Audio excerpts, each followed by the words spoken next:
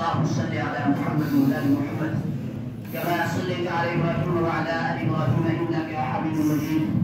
اللهم بارك على محمد وعلى ال محمد كما باركت على ابراهيم وعلى ال ابراهيم انك حميد مجيد.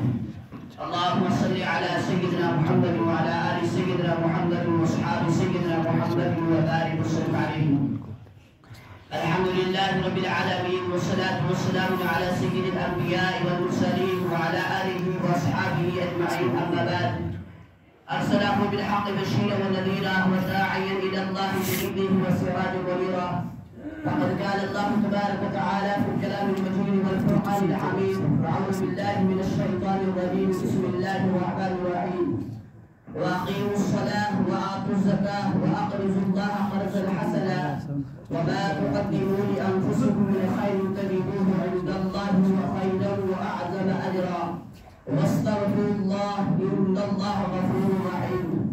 صدق الله مولانا العظيم وصدق رسوله النبي الكريم ونحن على ذلك من الشاهدين والشاكرين والحمد لله رب العالمين.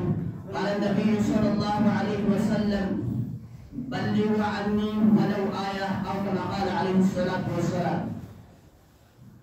محترم بزرگ اور دوستوں اور معزز سامعین کرام، السلام علیکم ورحمۃ اللہ وبرکاتہ۔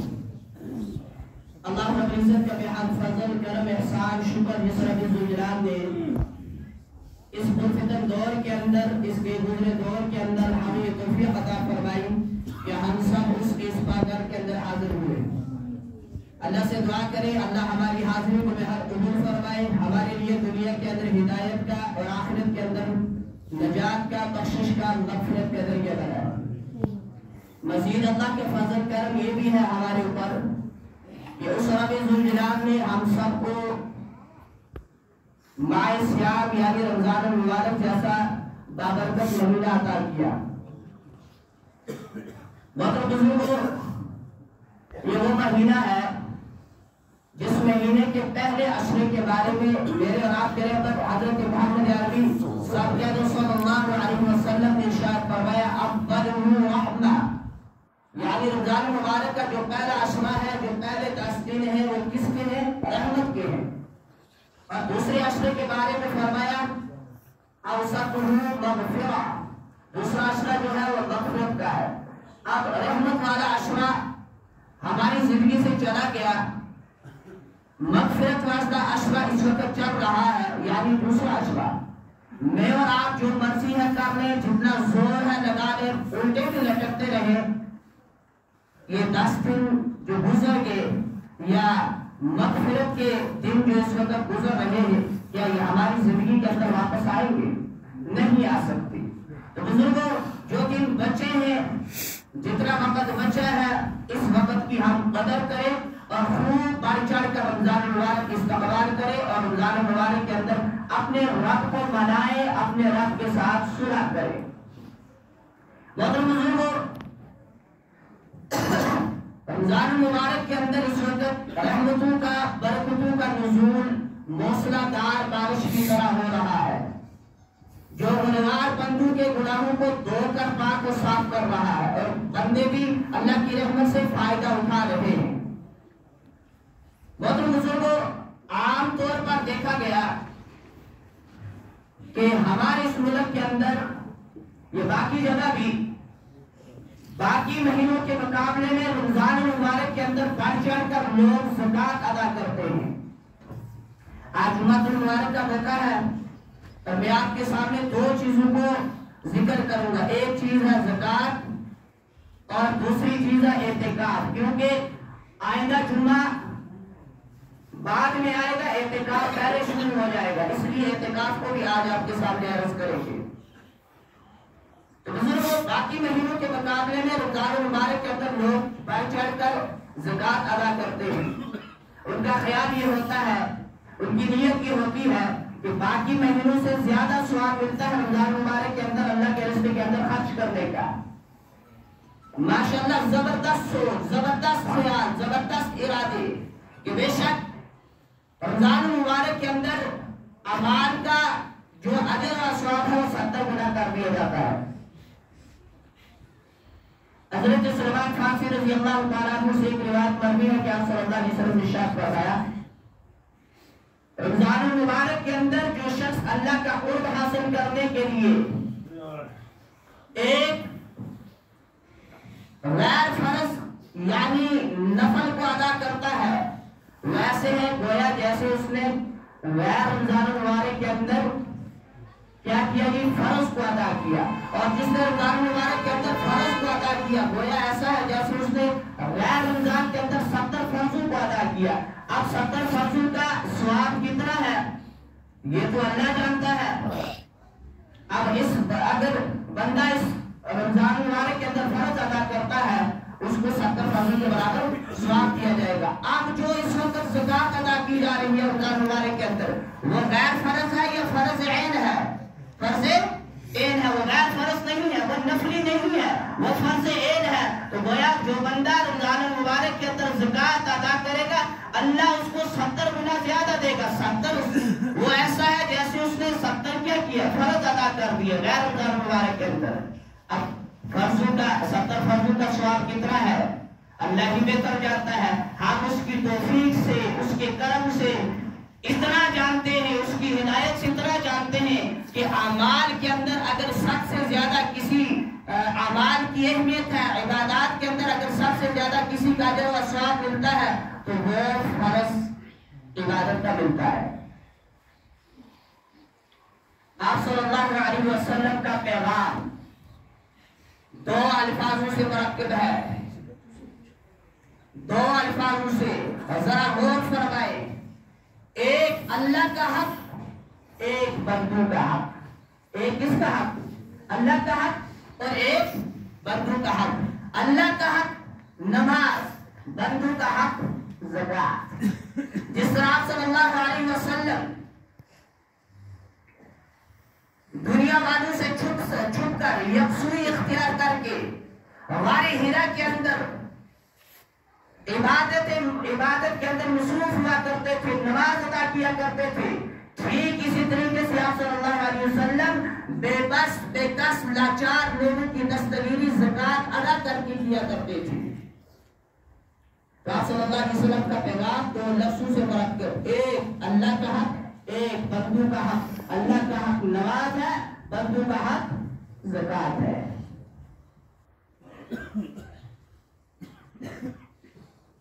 بزرگوں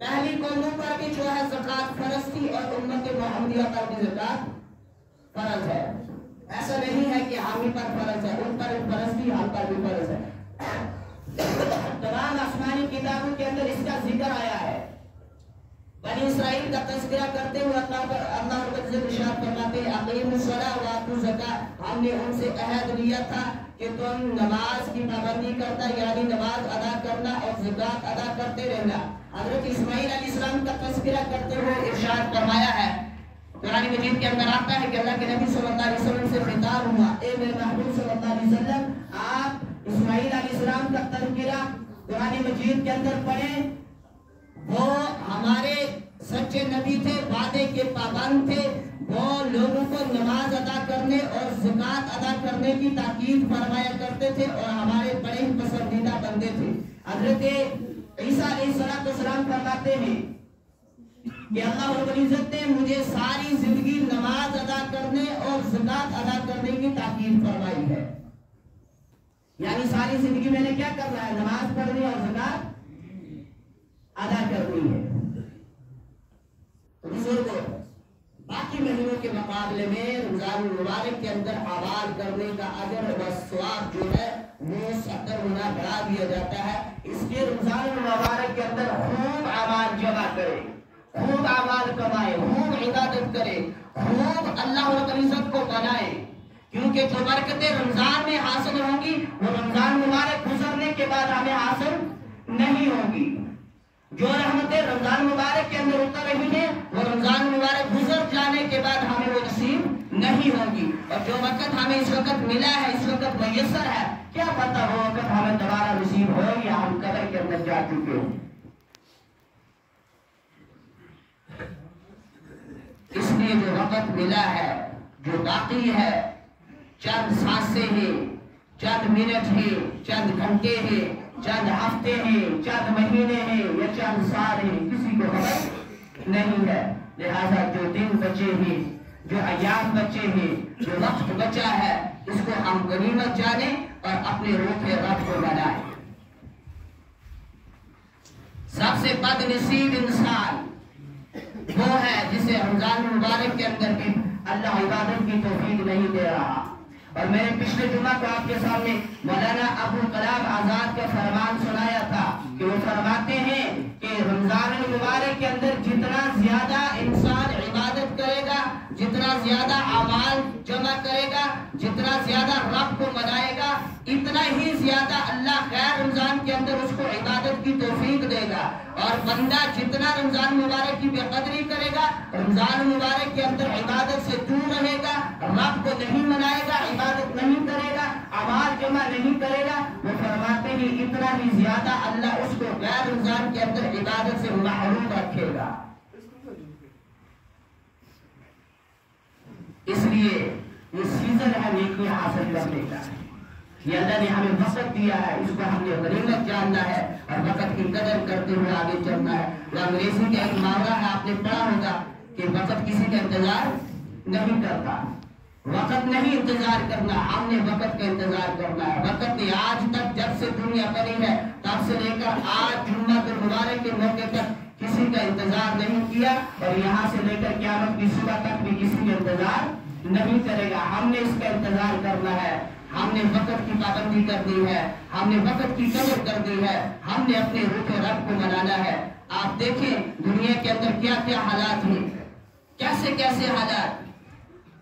ہم نے سنا حضرت مولانا مفتی نذیر صاحب کو فرما رہے تھے کہ کشمیر کے ہی ایک نوجوان نے، ہماری گلری طرف تو جائے بزرگوں فرماتے ہیں کشمیر کے ہی ایک نوجوان نے خواب دیکھا، خواب کے اندر آپ صلی اللہ علیہ وسلم کی زیارت کی۔ کتنا خوش نصیب ہے وہ انسان، وہ نوجوان جسے نبی علیہ السلام کی زیارت ہوئی ہے خواب کے اندر۔ ہماری عمریں گزر گئی، صدیاں گزر گئی، کوئی 90 کو پہنچ گیا، کوئی سینچری کو پہنچ رہا ہے، کوئی 50 کو پہنچ رہا ہے، کوئی 20 کو پہنچ چکا، کوئی 30 کو جا چکا، نبی علیہ السلام کی زیارت نصیب نہیں ہوئی۔ تو فرماتے ہیں کہ کشمیر ہی کے رہنے والے ایک نوجوان نے خواب کے اندر آپ صلی اللہ علیہ وسلم کی زیارت کی، آپ صلی اللہ علیہ وسلم کو غمزدہ دیکھا، پوچھا یا رسول اللہ صلی اللہ علیہ وسلم آپ کیوں غمزدہ ہیں، کیوں پریشان ہیں؟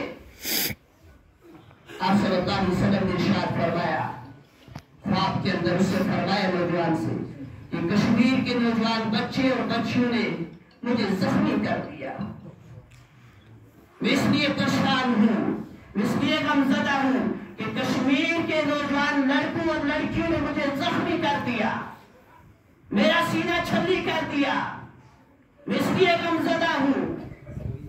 ہم اللہ کے باغی، نبی علیہ السلام کی سنتوں سے دور جانے والے، گناہوں کے دلدل کے اندر ڈوبے ہوئے، رمضان المبارک جیسا مقدس مہینہ ملا ہے، پھر بھی اللہ کے در پر نہ آئے، پھر بھی اسے صلح نہ کرے، پھر بھی اسے نہ مانگے، پھر بھی اس کے سامنے توبہ نہ کرے، پھر بھی استغفار نہ کرے، پھر بھی رجوع اللہ نہ کرے۔ رات کو ہم نے نیوز میں سنا سری نگر شہر کے اندر زلزلہ ہوا، یہ اللہ جھٹکے دے رہا ہے، سدھر جاؤ سدھر جاؤ، میرا عذاب بڑا سخت ہے۔ یہ تو معمولی جھٹکے ہیں، یہ اللہ وارننگ دے رہا ہے، سدھر جاؤ، میری طرف رجوع کر لو، میرے در پر آ جاؤ، غیر سے مانگنا چھوڑ دو، مجھ سے مانگو، میرے ساتھ صلح کر لو، میرے سامنے توبہ کر لو، میرے سامنے استغفار کر لو۔ تم جب بھی مجھے توبہ کرنے، تم جب بھی میرے سامنے توبہ کرو گے، تم مجھے معاف کرنے والا پاؤ گے۔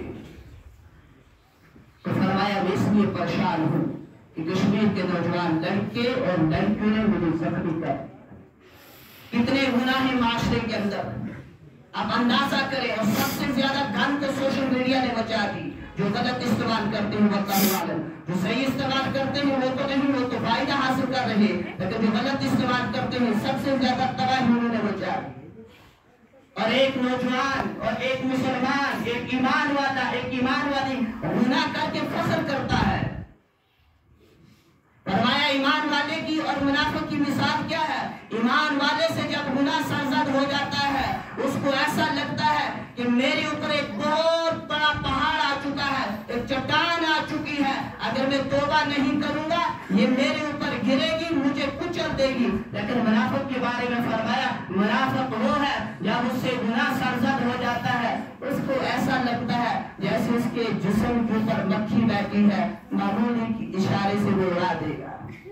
یہ مثال ہے ایمان والے کی اور منافق کی۔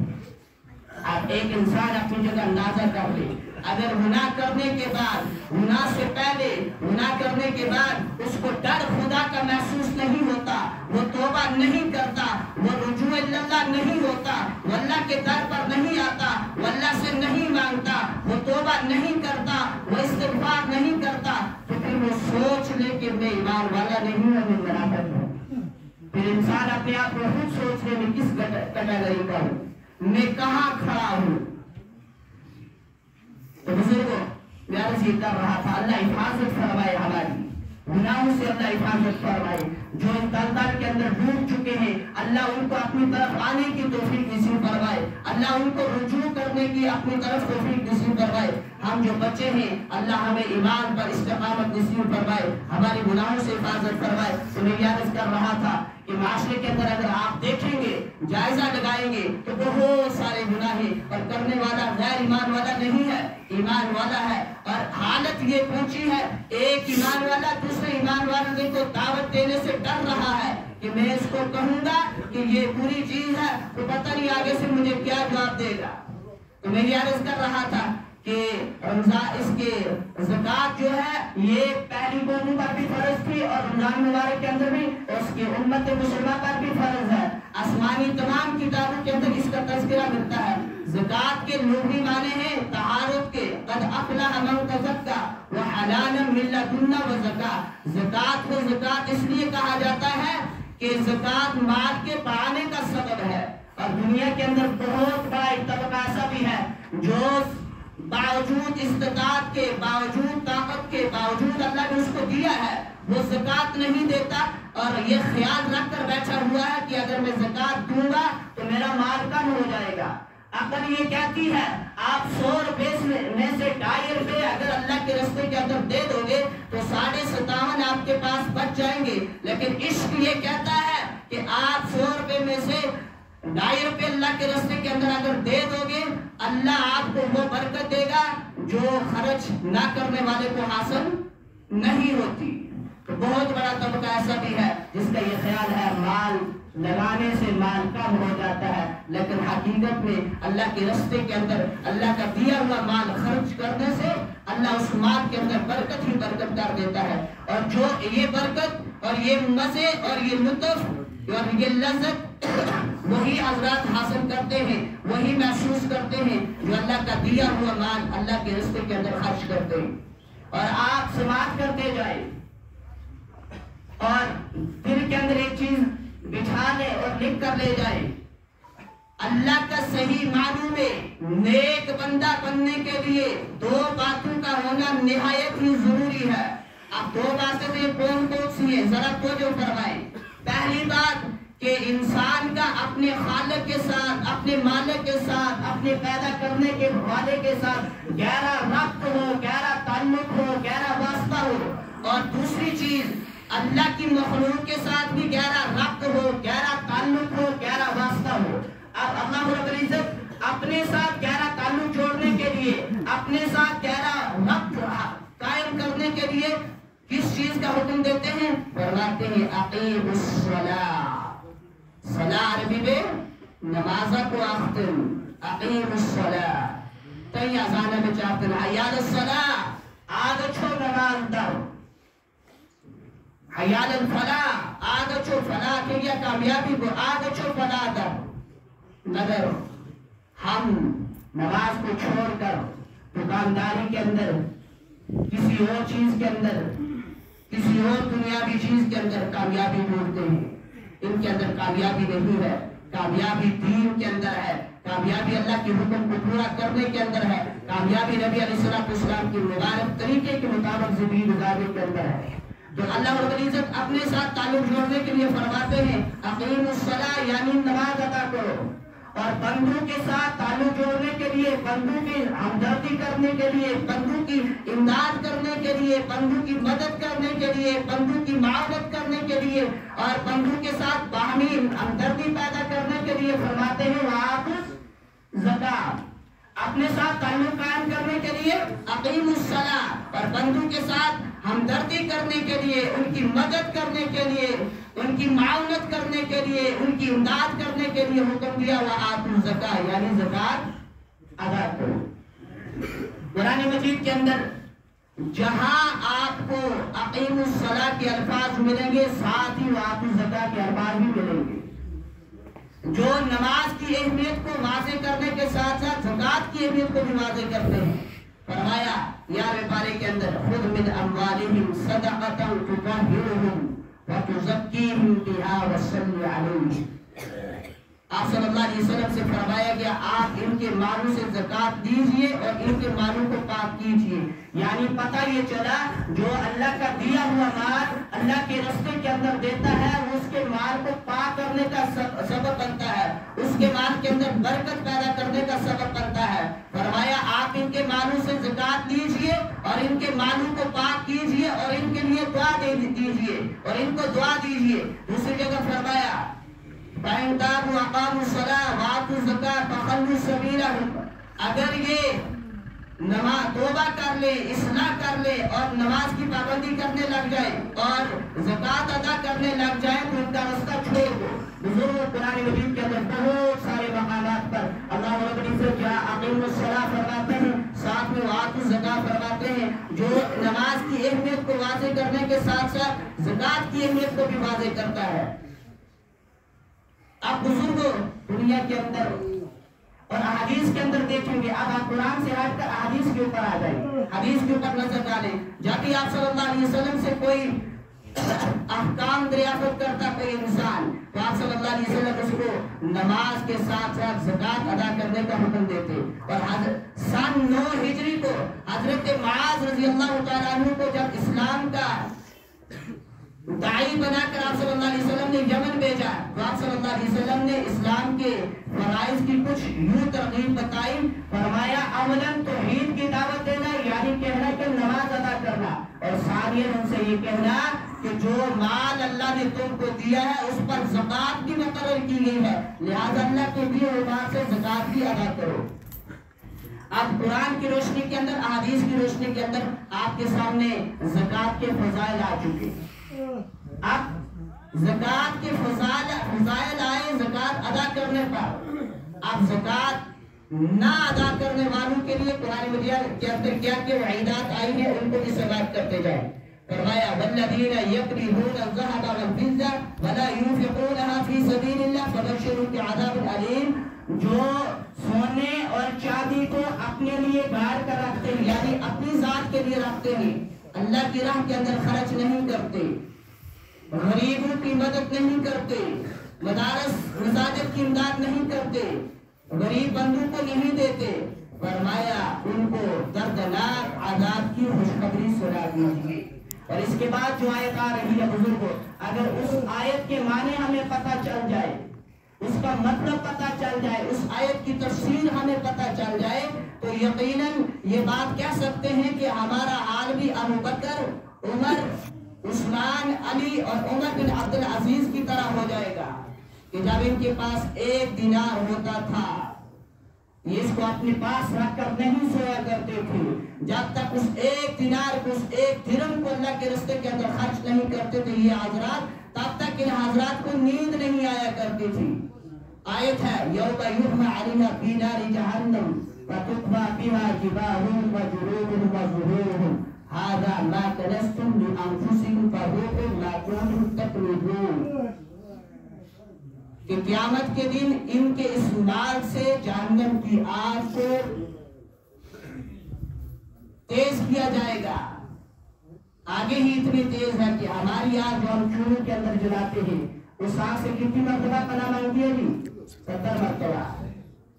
اور جہنمی کو سب سے ہلکا عذاب کیا دیا جائے گا؟ آگ کا جوتا پہنایا جائے گا، سب سے کم آگ کا، سب سے معمولی عذاب، آگ کا جوتا پہنایا جائے گا جہنمی انسان کو۔ اللہ حفاظت کر رہا ہے. تو فرمایا قیامت کے دن ان کے اس مال سے جو اپنے لیے یہ جمع کر کے رکھا کرتے تھے اللہ کے راستے کے اندر نہیں دیا کرتے تھے, قیامت کے دن ان کے اس مال سے جہنم کی آگ کو اور بھڑکایا جائے گا. پھر ان کی پیشانیوں کو, ان کے پہلو کو اور ان کی پیٹھوں کو داغا جائے گا, داغ دیا جائے گا.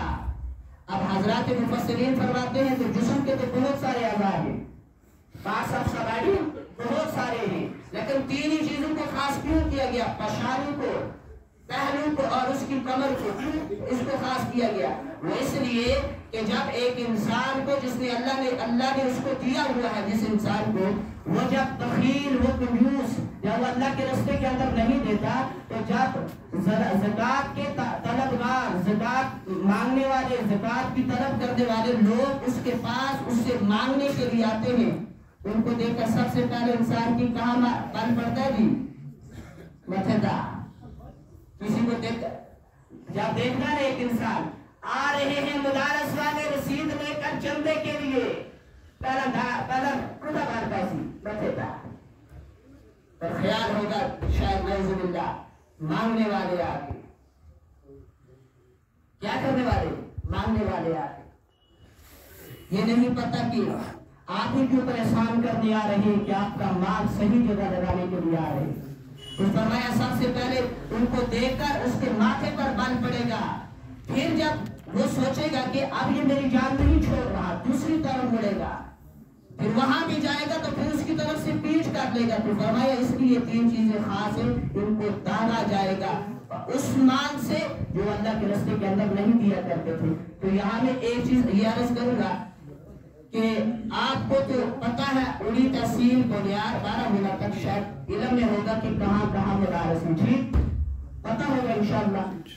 جب یہاں کے لوگ آپ کے پاس آئیں گے تو بغیر آپ تحقیق کیے ہوئے ان کو چندہ دے, ان کی معاملت کرے, ان کی خدمت کرے, ٹھیک. عرض میں ایک اور کروں گا, اس سے باہر کے جو لوگ آتے ہیں, کبھی کبھار باہر سے, آج بھی مجھے لگتا ہے 10-11 بجے کچھ لوگ آئے تھے ٹرین کے ذریعے سے مانگنے والے کچھ. تو یہ جو جب باہر سے جب جس کے ساتھ آپ کی جان پہچان نہیں ہے, تو وہ جب آپ سے چندے کے لیے گھر سے آئیں گے, چاول مانگنے کے لیے, کچھ اور چیز مانگنے کے لیے, آپ کا حق بنتا ہے پہلے تحقیق کریں. اور جو باہر کا آئے گا جب تک اس کے پاس حضرت مفتی شبیر صاحب کی تصدیق نہیں ہوگی تب تک آپ اس کو چندہ نہ دیں. یہ ہمارے یہاں میٹنگ کے اندر طے کیا گیا ہے, جو باہر سے آئیں گے ان کے پاس مفتی شبیر صاحب کی تصدیق ہونی چاہیے تب ان کو چندہ دیا جائے گا. میری بات سمجھ آ رہی ہے؟ لیکن جو یہاں کے ہیں وہ رمضان مبارک کے اندر ہی لوگوں کے پاس آتے ہیں, جب بھی آئیں گے آپ کے پاس آپ ان کی بڑھ چڑھ کر خدمت کریں, معاونت کریں. تو دوسری چیز یہ بزرگ ہو کہ اسی عشرے کے اندر یعنی اگلے جمعے سے پہلے اعتکاف کا عمل شروع ہو جائے گا. اب اس کی فضیلت کو سن لیں. حضرت عائشہ رضی اللہ تعالیٰ عنہا فرماتی ہے کہ آپ صلی اللہ علیہ وسلم رمضان المبارک کے آخری عشرے کا اعتکاف فرمایا کرتے تھے, یہاں تک کہ اللہ نے آپ کو وفات دے دی, اس کے بعد آپ کی ازواج مطہرات اعتکاف فرمایا کرتی تھی. اب فضیلت کیا ہے؟ میں غالبانی کا چھوڑا یا تسی غالبانی کر سو, آپ کے سامنے قرآن حدیث بیان کیا جا رہا ہے, آپ اپنی باتیں نہیں چھوڑتے. پھر بہتر ہے نا مجھے کیا دیا کریں, آپ نہ کریں تو ہم نہیں کریں, ہم بھی آرام کریں گے. ہمیں کون سے پیسے ملتے ہیں کمیٹی والوں کی طرف سے؟ ہم بھی اپنا کمال بچائیں گے, ہم بھی آرام کریں گے. انسان آپ کے سامنے قرآن حدیث لے کر آتا ہے, مطالعہ کر کے آتا ہے, تیاری کر کے آتا ہے, موضوع لے کر آتا ہے, آپ اپنی باتیں نہیں چھوڑتے. آئندہ سے ایک کام کیا کریں, جمعہ سے پہلے ہی مجھے کہہ دیا کریں آج آپ بیان نہ کریں, ہم باتیں کریں گے, ہم بھی آرام کریں گے.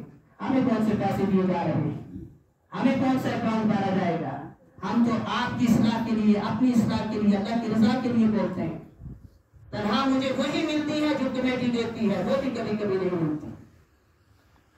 بہتر ہے پہلے بتا دیا کر. اس لیے اللہ کے بندو, آپ سوچتے ہو کہ ہمارے اوپر تنقید کر رہا, ہماری بےزتی کر رہا ہے, ایسا نہیں ہے. آپ کے سامنے قرآن حدیث بیان کی جا رہی ہے. کسی بڑے کا ذکر ہو, کسی دنیاوی بڑے کا, اس کے سامنے آپ کب باتیں کریں گے؟ لیکن اللہ کی قرآن کی آیتیں سنائی جا رہی ہیں, حدیث سنائی جا رہی ہے, ہم اپنی باتیں کرتے ہیں. اس لیے اس سے پرہیز کیا کریں. کہ حضرت ابن عباس رضی اللہ تعالیٰ عنہ سے ایک روایت مروی ہے کہ آپ صلی اللہ علیہ وسلم نے ارشاد فرمایا جس نے اللہ کی رضا کے لیے اللہ کی خوشنودی کے لیے ایک دن کا اعتکاف کیا اللہ اس کے اور جہنم کے درمیان 3 خندقوں کی آڑ بنا دے گا. ایک خندق کی مسافت فرمایا آسمان سے زمین تک کی جو خلا ہے اس سے زیادہ چوڑی ہے. کتنے دن اعتکاف حضور؟ ایک دن کا جو اعتکاف کرے صرف اللہ کی رضا واسطے. ایک دن آرمی ون ڈے جو اعتکاف کرے گا ایک دن کا اللہ اس کے اور جہنم کے درمیان 3 خندقوں کی آڑ بنا دے گا. اسی جانتے ہیں کہ اس میں جہنم کے درمیان خندق آڑ بنے یا نہ چاہتے پھر انشاءاللہ کے کرسا اعتکاف عمل کرسا پھر اعتکاف بچسا. حضرت ابن عباس رضی اللہ تعالیٰ عنہ کی ایک اور روایت ہے آپ صلی اللہ علیہ وسلم نے ارشاد فرمایا اعتکاف کرنے والا گناہوں سے محفوظ رہتا ہے اور اس کو وہ عمل کرنے کا بھی ثواب ملتا ہے جن کو وہ خود کیا کرتا تھا.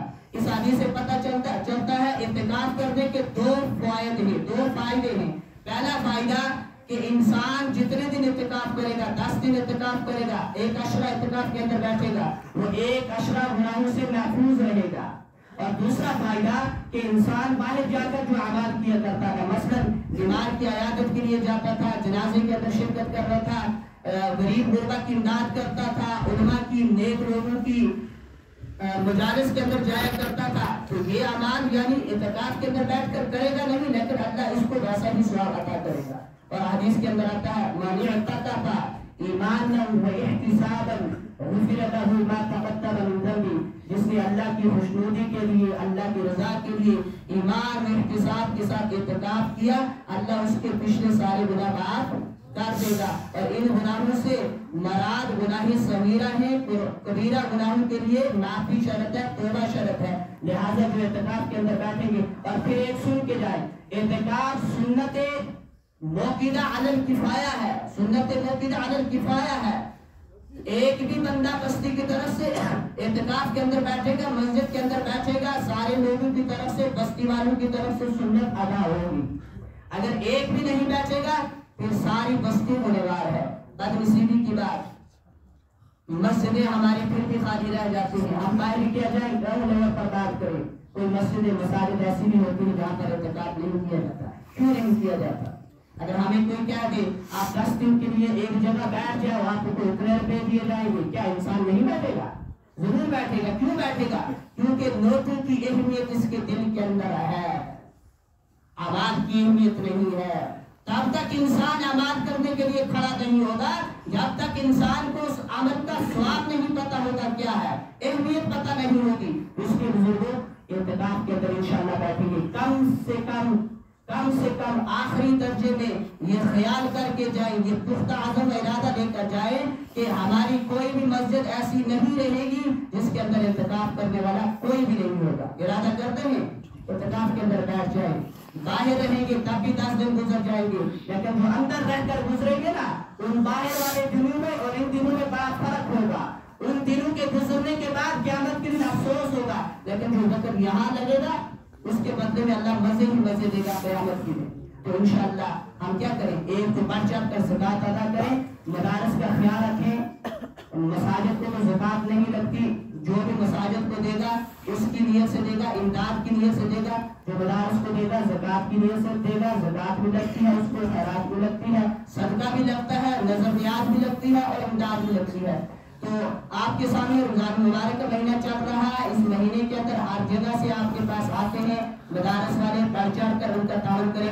ابھی بھی نماز کے بعد جو باہر چندے کی در سے آئے ہوں گے بالخصوص آپ کا اپنا مدرسہ ہوگا بڑھ چڑھ کر اس کے ساتھ تعاون کریں کیونکہ ہمارے مدرسے کے اوپر بہت قرض ہے. اور ایک اور چیز آپ کے سامنے عرض کرتے چلیں خوب بڑھ چڑھ کر اپنے اس مدرسے کے ساتھ تعاون کریں کیونکہ رمضان مبارک کے بعد جن کا قرض ہے ہم نے عید پر ان کو بھی قرض دینا ہے دکانداروں کا ہے باقی والوں کا جن کا قرض ہے ان کو قرض بھی ادا کرنا ہے. اور خوشی کی بات یہ ہے کہ رمضان مبارک کے بعد شوال کے مہینے کے اندر ہمارے مدرسے کا جلسہ بھی آ رہا ہے. جو 2 بچے خوش نصیب جنہوں نے مکمل کیا ان کی دستار بندی ہوگی اس کے لیے بھی پیسے کی ضرورت ہے. آپ کی معاونت کی ضرورت ہے، آپ کی مدد کی ضرورت ہے، لہٰذا سب سے گزارش کی جاتی ہے بھرپور اپنے مدرسے کے ساتھ تعاون کریں. نماز جمعہ کے بعد بھی چندہ ہوگا، اس کے لیے بھرپور تعاون کریں. مسجد کی طرف سے جو چندہ لگا ہے وہ بھی ادا کریں. اللہ رب العزت ہم سب کا تعاون کرنا قبول فرمائے، ہماری ان چند باتوں کو بہت قبول فرمائے، ہم سب کو اس پر عمل کی توفیق نصیب فرمائے.